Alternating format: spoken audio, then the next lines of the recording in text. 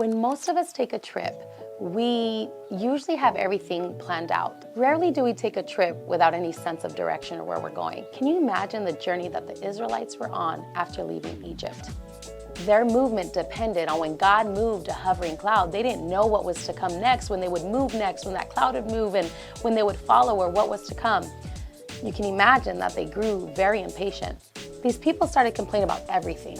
They criticized Moses and Aaron's leadership. They even had a hard time believing in God's promises, and despite everything that he had already shown them.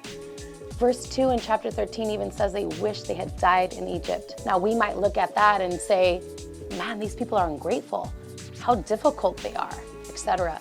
But we are much like them at times. We focus on our current situation rather than focusing on God's promises.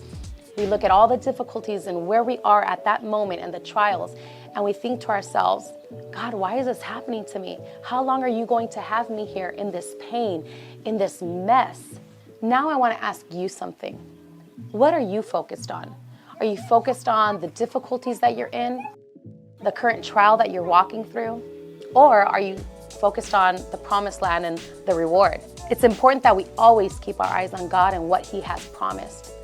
Because God is always good. He will never leave you. And whatever he is bringing you to, he is going to bring you through it.